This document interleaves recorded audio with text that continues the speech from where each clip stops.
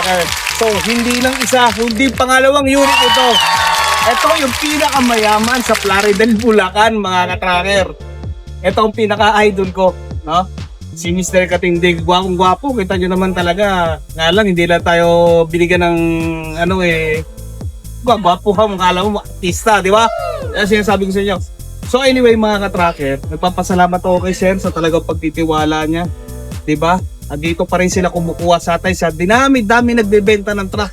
Di ba, mga ka-tracker? Dito pa rin sila nagtitiwala sa atin. Lalong-lalo na sa mabait ng anak. At ito talagang businessman. Talagang super yaman ito sa Plaridel. Ang dami negosyo nito, mga ka-tracker. So ito, sila, kukunan na nila ang kanilang unit. Close band ito, ginawa natin siya. Insulated close band, ginawa natin siyang drop side, mga ka-tracker. Diba? Kita nyo naman ang pagpo-customize natin dito. Ang paggawa natin dito, talagang pulido, quality. Diba? Yun ngayon lagi namin sinasabi dito, Golden 20, Art Top, priority yung mga quality natin dito. So, mga ka-tracker, ano pa hinihintay nyo? Tumawag na kayo. Diba? Baka kayo na ang susunod na may-ari ng truck dito sa Golden 20. So, ulit. Ito, silang Mr. Katingdig. Nakakuha na yan before. Yun nga lagi sinasabi nila, kumuha sila before. Almost 3 years na. Hindi pa ho. Hindi pa nasisira. Oo, Regular maintenance lang. Regular maintenance lang, mga ka-tracker. Yan sinasabi ko sa inyo na ang truck dito sa atin is quality talaga. Kumbaga dito, yung hard-earned money nyo, ginagaranti ko sa inyo na dito manganganak ang truck nyo.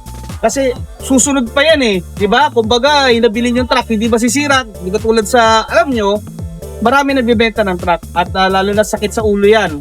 Ang pagkuha ng truck ngayon, pipili ka doon sa mga dekalidad at doon sa magagandang quality na nagbebenta ng truck.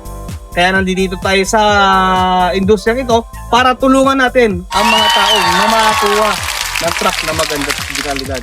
Boss, maraming salamat talaga. Maraming salamat din, Oo, boss. Sir Ron. Ito talaga lahat. Ginawa natin kay Sir Ron at kay Sir Katingdig sa niya. Kasi to idol na idol. Nakita nyo naman yung past video natin, di ba? Sila pa rin yun. Until daw, sila pa rin. At ngayon, sa mahal ng diesel, biro mo, ang mga negosyante, yung sinasabi ko sa inyo, ang mga negosyante, hindi nagbabase yan kung tumaas ang diesel or bumaba. Basta kailangan meron tayong kitain sa araw-araw. Kasi ang negosyo, yan ang bubuhay sa atin sa pang-araw-araw natin. Kaya dito sa atin, wala tayong nilulokot tao at wala tayong ginagawa ng hindi maganda. Kaya ang mga customer, ang feedback nila talaga dito, transparent tayo kung ano man. Kung may mga maliliit na ano lang, sige na, bigyan na natin yan. Di ba? Kaya papasalamat ako sa kanila. Hindi na kasi sila iba sa atin, mga ka-tracker. Hindi na sila iba. Ang turing ko sa kanila, hindi layek, hindi buyer, kundi isang tunay na kapamilya na. Diba po? Yes. Thank you. Kaya yun ang sinasabi ko sa inyo dito, mga ka-tracker, kaya sa iba pumupunta rito, hindi lang parang makapenta ng unit. Kasi sa dami ng unit ito, aanuhin naman natin. Kaya pag konting tawad, sige na natin, di ba? Kumbaga, wala nang kuskus balungos, wala nang ano, sige na. At makatulong tayo sa taong mga nangangailangan. Yun lang, mga ka-tracker. Kaya ano pang hinihintay nyo? Tawag na kayo. Baka kayo na ang susunod na may-ari na truck dito sa Golden 20. Maraming salamat. Thank you. Idol ko talaga to.